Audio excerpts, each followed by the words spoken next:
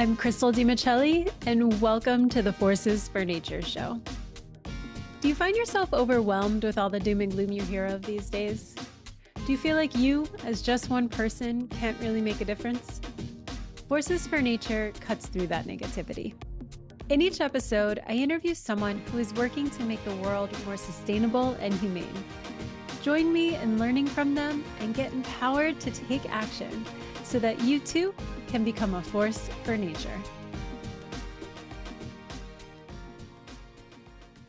Welcome to another episode of the Forces for Nature EarthX Conference Series, where I bring you behind the scenes of my experiences during that week and up close and personal with some of the incredible presenters. If you recall back to the season's first episode, I promised that when I decided to go to EarthX, I would keep an eye out for greenwashing and call it out when I could. For those who may not know what greenwashing is, it is the practice of claiming that a product or a company or a practice is environmentally friendly or sustainable when it really isn't. I could do a whole episode about it because it could range from just being vague or omitting certain info to full-out falsities. Being at an environmental conference that was being attended by players such as fossil fuel and chemical company employees made me wonder if their presence was just to put up the appearance that they cared about sustainability, but were just wolves in sheep's clothing. Some might argue that absolutely yes, that was the case. Though from what I saw, for the most part, I found most people seemed to be genuine. I bring up greenwashing because we talk about it at one point in this episode. I'll explain. In the last episode, I spoke with Daniel Cardenas about carbon capture, which is using technology to capture and store carbon. Today, we're shifting gears and exploring a whole other approach to fighting climate change that harnesses the power of nature itself. Jim Blackburn is the CEO of BCarbon, a carbon registry with a mission to work with landowners to capture carbon naturally.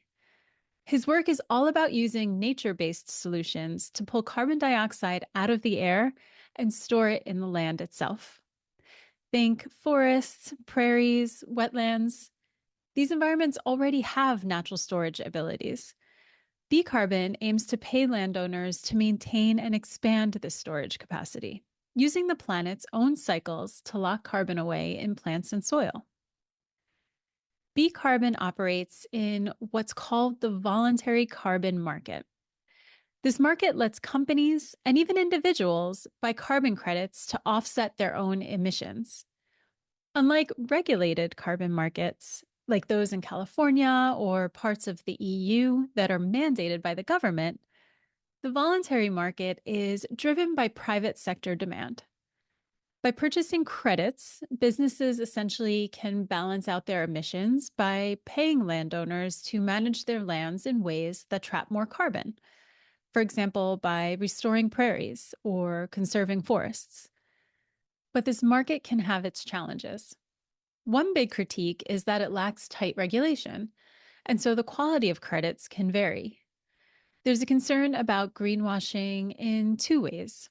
One, either that the carbon credits company isn't really doing a good job in ensuring that what they are crediting is actually reducing emissions. And two, companies might buy carbon credits to offset their emissions, claiming sustainability, but they might not be trying to reduce their overall emissions. In my opinion, companies should reduce as much as possible. They will then eventually get to a point where they just can't avoid some emissions. Same with individuals. And that's where carbon credits should come in. We can pay to avoid or store this unavoidable carbon. And doing it naturally is my preferred way. Jim addresses this issue head on, explaining how BCarbon prioritizes rigorous measurement and transparency. For instance, they use blockchain technology to track each credit and prevent double counting. This way, buyers can feel confident their contributions are truly storing carbon.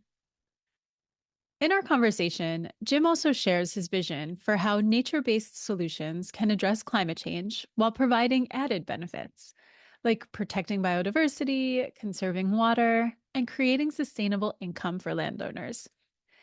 It really sounds like a win-win-win to me. Let me know what you think after listening.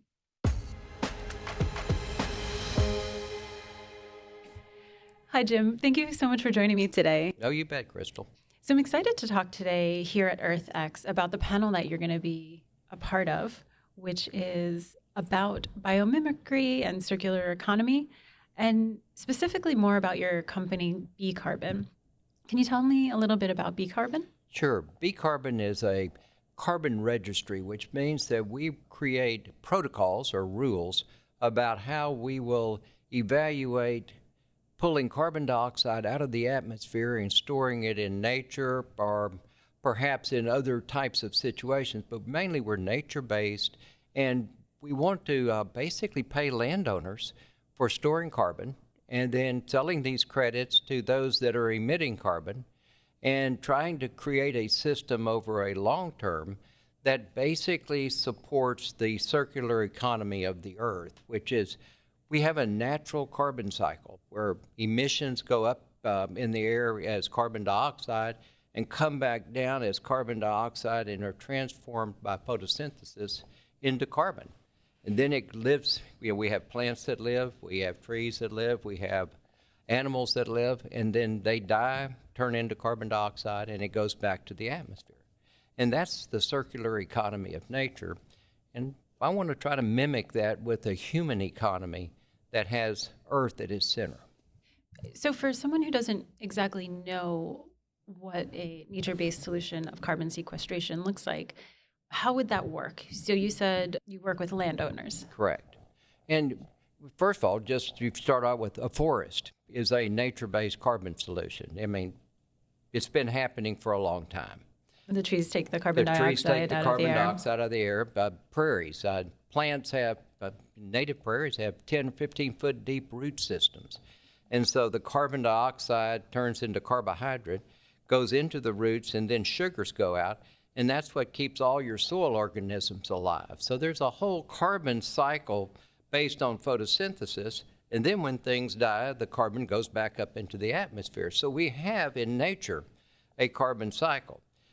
We humans have put that out of balance with hydrocarbon emissions, burning fuels, things like that.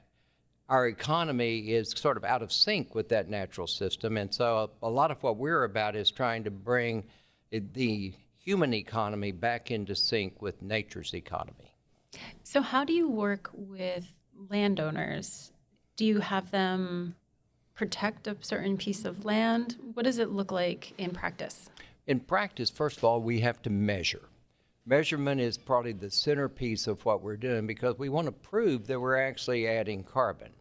And we believe that there are things that can be done by the landowners that will increase the amount of carbon. But if we don't measure, we don't know where we start from. So our whole system is based on measurement. So we go out and do soil sampling to begin with, and we do measurement of the size of the trees, and then come back 5 years later, measure the soil again, and then the increase is what we basically certify as a carbon credit. So you're buying this increase of carbon that has been stored. You are buying a contractual representation that, one, carbon was accumulated, was stored, and two, it will remain in the soil or in the forest for a period of time. We're looking to ensure 15 to 20 years with each transaction, and we feel that if we can establish a market, the landowners will keep participating for quite a long time. I mean, the idea of being paid to store carbon is sort of like growing potatoes. And if the market is solid, these landowners will grow these carbon credits and grow the carbon stock for decades to come. But we believe in the market in that sense, and that's a little different from a lot of the other registries that are out there. Our registry came out of the Baker Institute at Rice University and is really based on kind of working with private landowners on the Texas coast and kind of understanding kind of where their heads are. And they're very interested in maintaining their ranches, their natural areas, but they also need cash flow. And frankly, cattle ranching doesn't generate a huge amount of cash flow, and a lot of the owners are tempted to break their lands up and sell them and then turn them into ranchettes, turn them into subdivisions, and that is highly destructive of the long-term kind of carbon kind of proposition, if you will. And so we want to try to keep them in the ranching, in the farming business, but doing it in a much better way and in a way that is sustainable over a long period of time by providing cash flow. And can individuals buy these carbon credits, or is it only for businesses? Actually, anyone could buy the carbon credits. Right now, businesses are beginning to, but I can foresee in 10 or 15, 20 years that individuals will be buying them as well. I think we'll all become much more concerned about our carbon footprint in the future as, frankly, our climate problems become more and more severe, and they will. Yes. Is this the same as a carbon offset? Yeah, the carbon offset is a carbon credit, and it depends on how it's applied. And some companies are even talking about becoming carbon negative, where they pull more carbon dioxide out of the atmosphere than they put into it. And that's where I think we're headed as a society. Probably it'll take us 50, 100 years to get there. But I have no doubt that we are starting to see a transition to a totally different type of economy than we've had in the past. Mm-hmm. How does the land increase its carbon intake? Well, at least, let's say we start with a piece of farmland and we turn it into a prairie. And every time you plow a piece of land, you're bringing oxygen into the soil and you're releasing carbon dioxide from the soil. So we want to eliminate plowing. So no-till agriculture, planting cover crops. In the case of native pastures and prairies, no overgrazing. Overgrazing will basically deplete the carbon in the soil. So there are ways that we can go about this that will maintain carbon and increase it over time. And we're learning more all the time about this. We're finding out during these drought conditions, ranchers in New Mexico that practiced a better water management maintained carbon, whereas others lost carbon. So the relationship between water, between the vegetative cover, and the overall carbon sequestration that occurs, the carbon kind of drawdown, you can influence this by the way that you manage the land. There are ways that you can graze cattle that are very beneficial to carbon.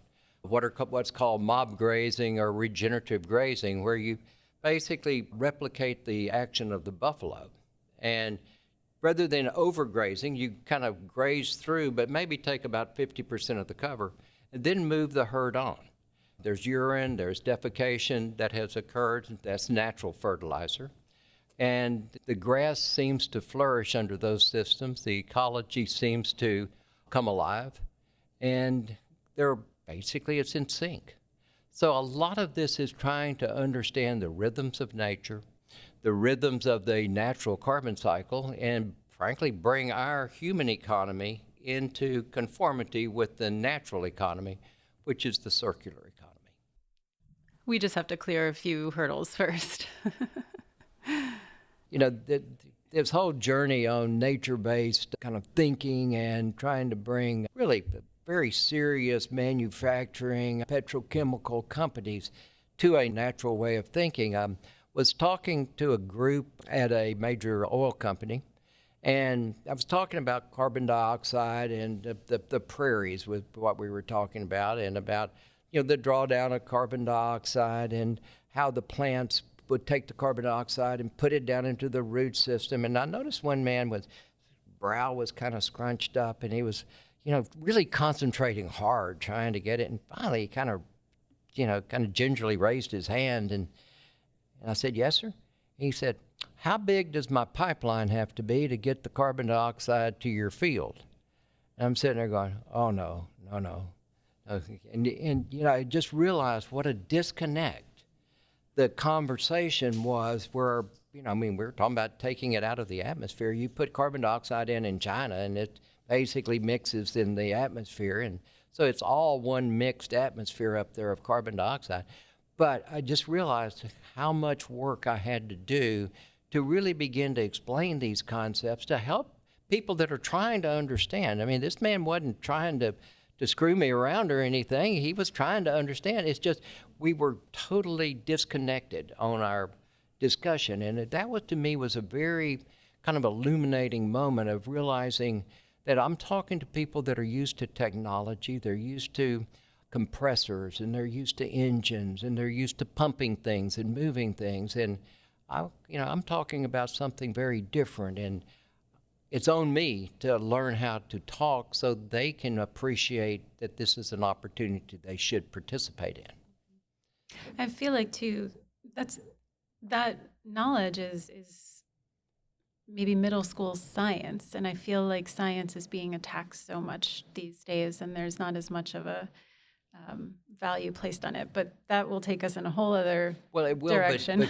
But I think you're absolutely right. But I think there's also, like I said, a distrust of nature as a ally in solving a problem. Nature, like I said, nature has often been more linked to causing problems for companies than being part of a solution. And a lot of that is, I think the environmental community hadn't done itself any favors in that regard, because I think there's so much we can do as environmentalists to bridge the conversation. And we tend to be more divisive than bridging, and I'm trying to work on the bridging side. So, That's a really interesting point. Back to credits. BCarbon utilizes markets. How so? Markets are at the core of carbon trading and carbon offsets. So the idea, first of all, is that someone gets paid, a landowner gets paid for putting carbon in the soil and proving that they've done that. And if the value is created of that, if some corporation pays for that storage and basically claims, if you will, that their carbon dioxide is stored in this location for this year, that dollar payment is, in fact, the market that I'm talking about. We believe over time that the value of this carbon storage will increase. And as we have all sorts of, I've never seen a time period like what we're going through right now. Every industry, particularly on the Texas coast, is trying to figure out what to do about carbon. They're all challenged like they've never been challenged before. And while many are very, I think, skeptical or critical, on the coast, we can see that they are doing things different, trying to find solutions, but most of them are technological.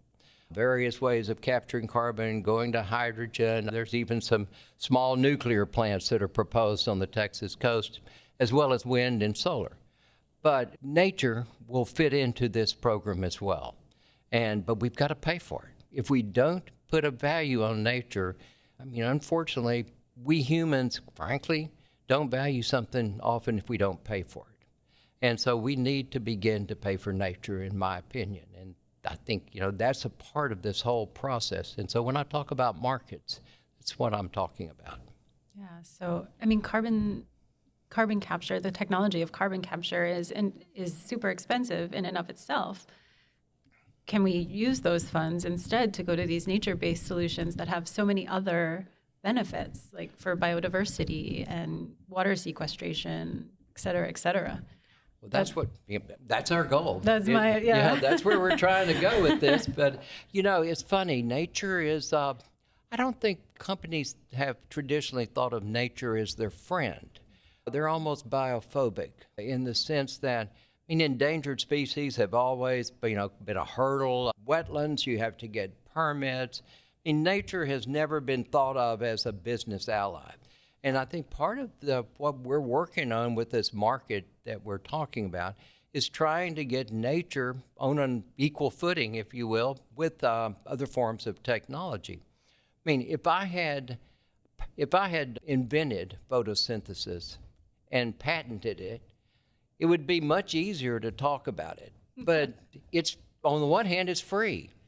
But we need to turn it into a commodity, and particularly in the United States where we have private land ownership. Private landowners need to profit. And frankly, the carbon sequestration in nature is much cheaper than the technology. And like you say, it has fabulous co-benefits. We are working at BCarbon on a biodiversity, both as a co-benefit. We've got an ocelot program in South Texas. We've got a whooping crane program on the coast. I was just going to say I read about the whooping crane. Yeah, project. and we can basically protect those species by protecting their habitat and at the same time get carbon credits for sequestering carbon in those habitats. Coastal marshes are among the best carbon sequesters in the planet. And we're going to be in danger of losing those marshes to sea level rise, and we think we can protect them with living shorelines and can keep them in operation for decades longer than would be the case without protection, and that takes carbon out of the atmosphere and also provides habitat. Who would pay to establish those living shorelines to then be able to sequester the carbon afterwards? Well, again, we're talking about creating markets here. Project developers, people with capital that are looking to, frankly, make money, would build these living shorelines. They may cost $1 million to $2 million a mile. They will protect wetlands behind them. We feel pretty comfortable with the 50-year projection, and as long as the breakwater is maintained. And there's carbon that's stored in the marsh already. And then if we protect the marsh and give it a chance to keep up with sea level rise, because the breakwater will also kind of make more sediment settle in the marsh, over time we can continue to sequester carbon. Whoever builds that breakwater would work with the landowner and get carbon rights. We would issue carbon credits. They would sell those credits, and then that would pay for the breakwater. We wrote a paper about building 1,000 miles of living shoreline on the Texas coast, and I had a man call me up and said, look, I got $500 million I'd like to put into the coast if I can get a return on that investment. So there are people with capital out there that are interested in these projects, but if no one will buy the credits, then they can't get a return on their investment.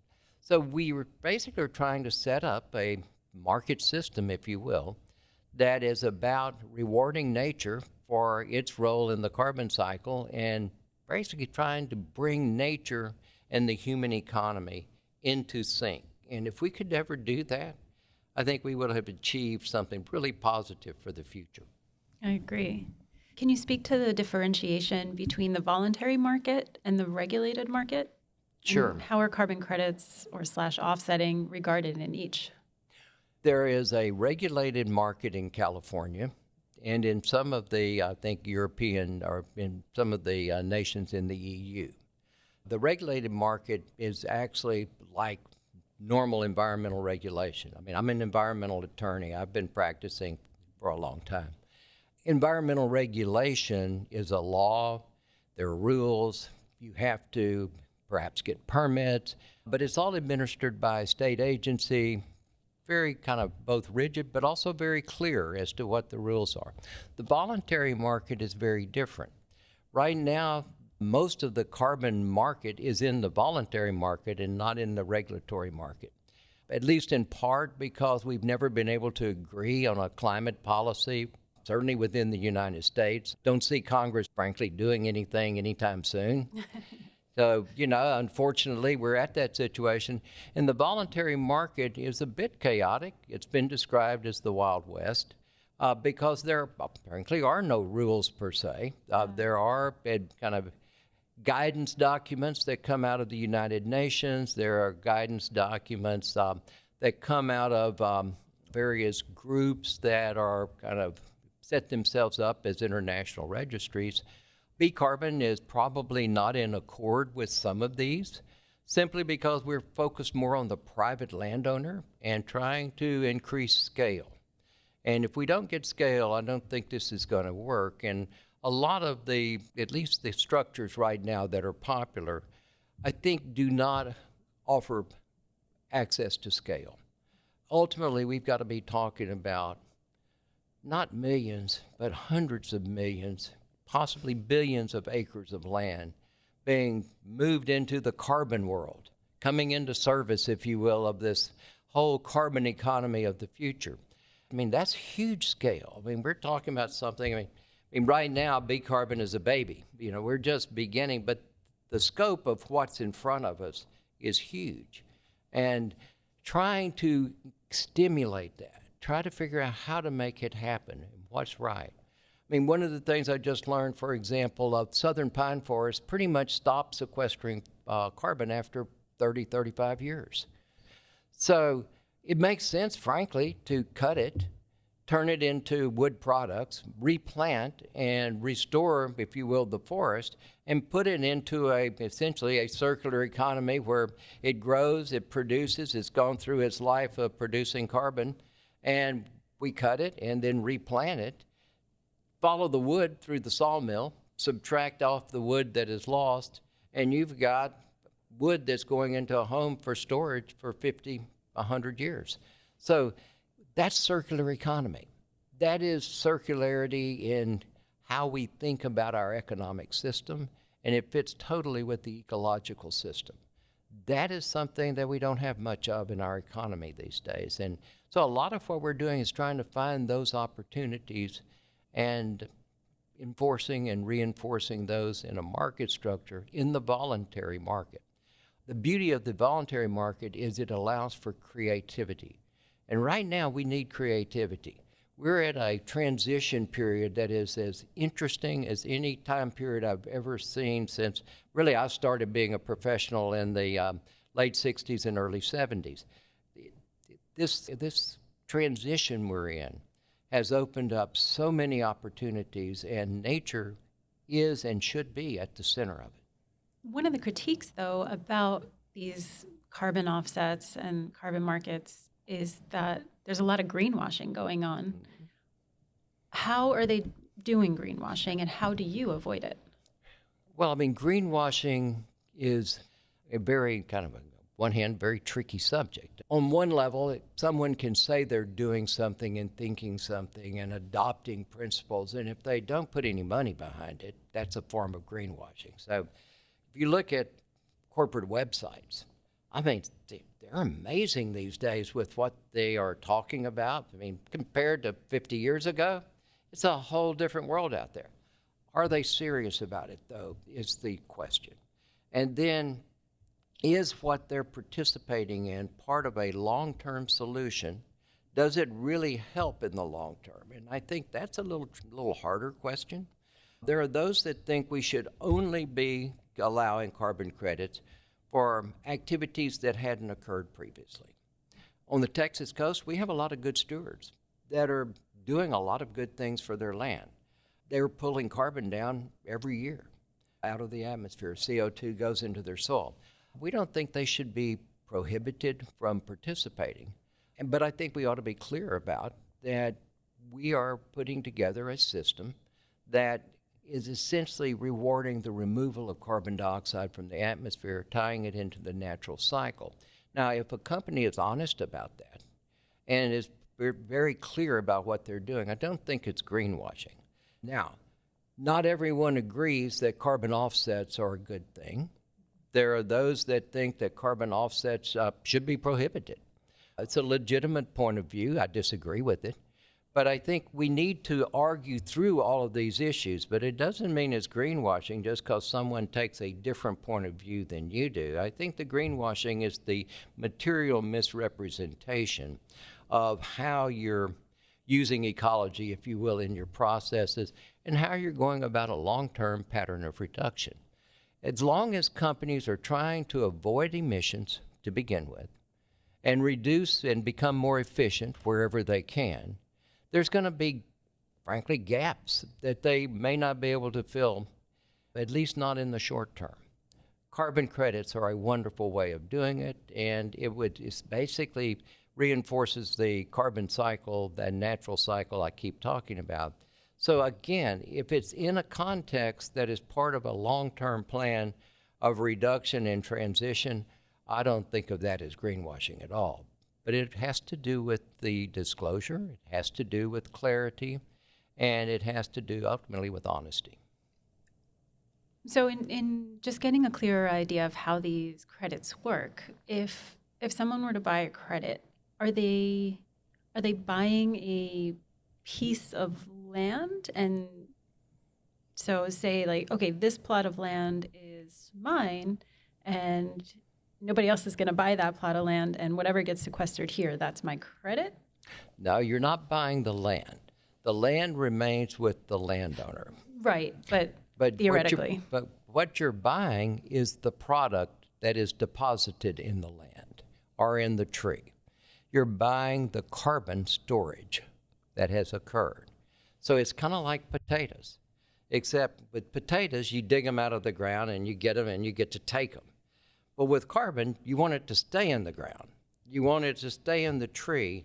So we certify that the carbon has actually increased, and we basically give a credit for that increase. And what you buy is our piece of paper, if you will, or electronic data set that says you have the right, if you will, to X tons of carbon dioxide deposited on Farmer Jones's property or Miss Jones's property. And we will have a blockchain that you can go to. You can get all of the information about the accounting of the credit. You can get all of the information about the land upon which it's stored. We are in the process of currently getting digital telemetry that will allow each year to update in the blockchain database what's going on the property. Are the trees still there? I mean, you bought a carbon credit. Is it still in the ground? Is the ground plowed? Well, it shouldn't be. If it is plowed, then that's a violation, and we would have to go out and enforce. And we have contracts that allow us to enforce conditions about keeping the land in certain conditions, and then we'll be doing biological monitoring, what it's called digital monitoring, reporting, and verification. And we'll be able to give almost real-time updates on what the status is of this property you have now invested in, if you will. You have purchased that carbon, and you have an interest in seeing it stay, and we'll have an ability to give you comfort about that, while at the same time making sure if somebody does that the same carbon isn't sold 2 or 3 or 4 times. I was just going to ask No, you, that's like, a is there a limit? No, it's a huge issue.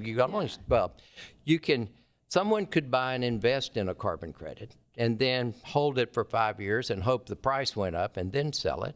So there will be speculators in this market, but mainly we are working with companies that just want to buy a credit and then what's called retire it. And basically you have balance sheets, and these balance sheets show how much carbon you've emitted, how much you've reduced, and this would go on the reduction side. Now, there's also something that's happening that is fascinating, is that we're starting to see carbon credits applied to products in the supply chain. And you're starting to get carbon intensity ratings on products.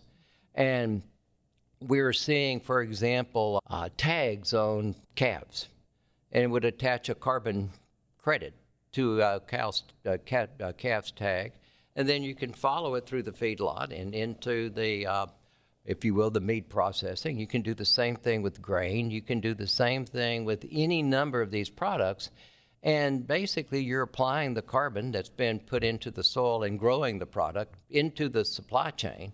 So the buyer is buying a much less carbon-intensive product. You can use less nitrogen fertilizer and not have N2O emissions. You can change the way you water your rice crop and you have fewer methane emissions. This is the economy we want to see in the future. But we are basically trying to set up an economic structure that rewards these types of decisions. I mean, we're talking with people that are talking about product substitution, where a highly intensive hydrocarbon releasing, CO2 releasing product is replaced by a product made from waste material that is biodegradable, whereas the other product would not be biodegradable. And there's a huge difference in the carbon footprint of these two products.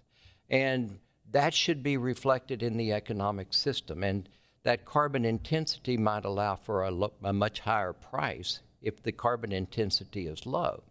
So what we're trying to do is send economic signals about the better products, the products that will take us to a better future. And the carbon credit market is part of the early evolution of that. I'm not sure that in 10 or 20 years we'll have the same structure as we have today. I mean, we're just getting started. We're just beginning to experiment with these ideas, and That's one of the most exciting things I've been involved in my career. And can it be abused? Absolutely, it can be.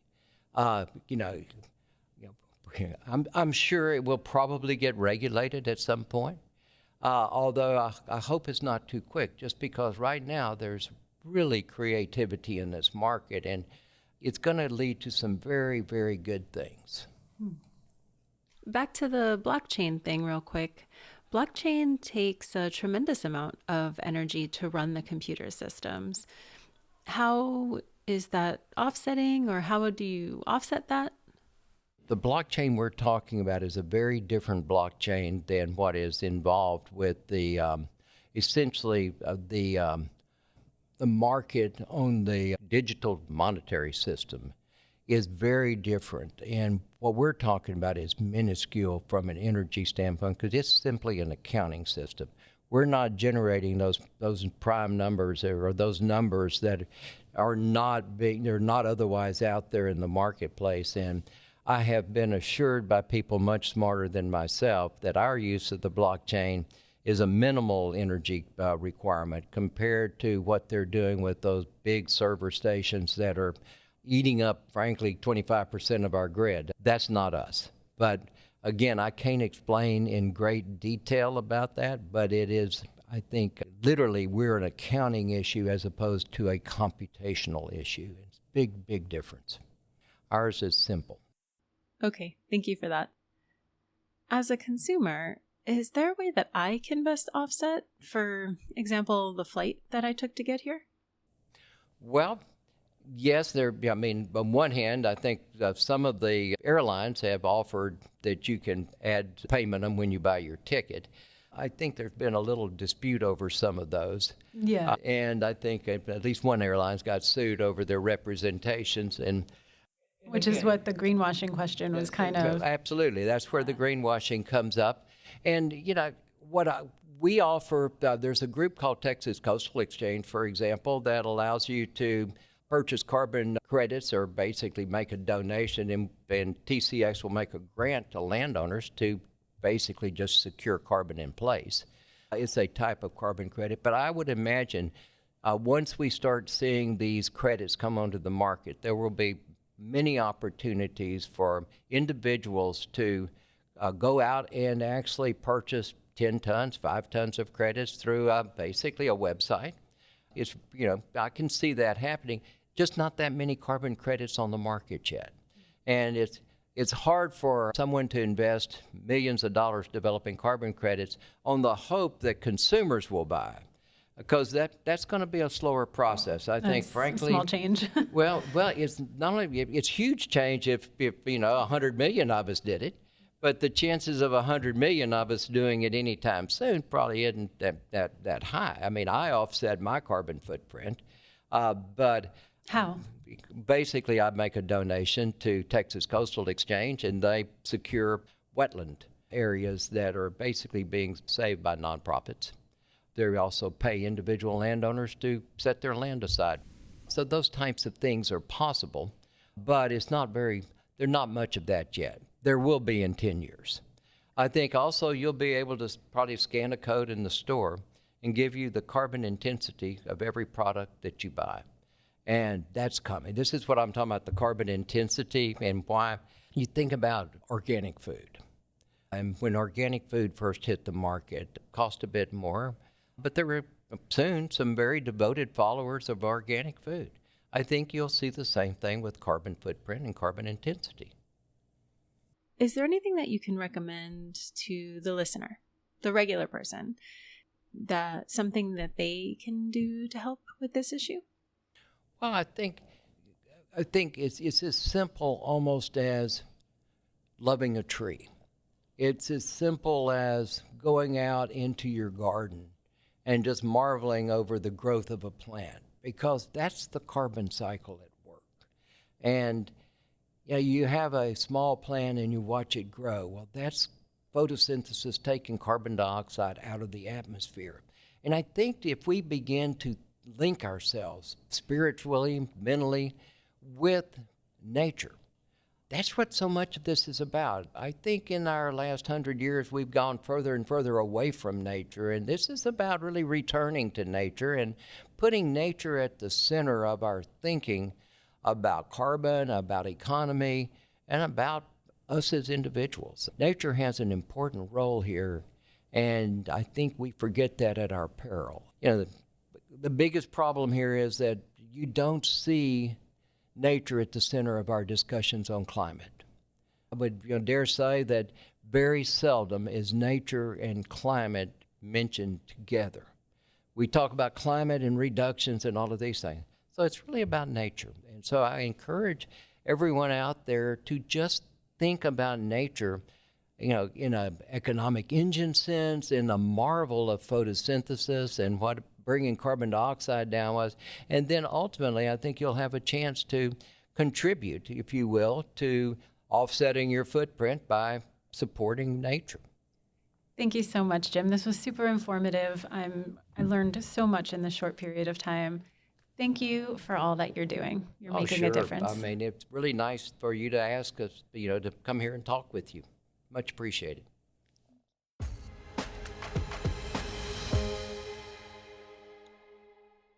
Nature-based carbon sequestration helps to bridge the gap between economic incentives and ecological balance. It's this marriage of the two that can provide even more benefits than just carbon reduction, such as resiliency against disease and disasters through a healthier ecosystem, greater biodiversity, water conservation, and sustainable income. As Jim shared, each of us plays a role in this process, whether it's supporting businesses that invest in sustainable practices, making conscious choices to offset our own emissions, or simply engaging with nature in our everyday lives. Nature-based carbon isn't just a distant, large-scale solution. It's something connected to the land, communities, and ecosystems around us. So next time you step outside, take a moment to appreciate that every tree, every prairie, and even the soil underfoot can play a part in our climate solution, shaping a more sustainable, nature-focused economy. Don't forget to go to forcesfornature.com and sign up to receive emailed show notes, action tips, and a free checklist to help you start taking practical actions today. Do you know someone else who would enjoy this episode? I would be so grateful if you would share it with them. Hit me up on Instagram and Facebook at Becoming Forces for Nature and let me know what actions you have been taking. Adopting just one habit could be a game changer, because imagine if 1 million people also adopted that. What difference for the world are you going to make today?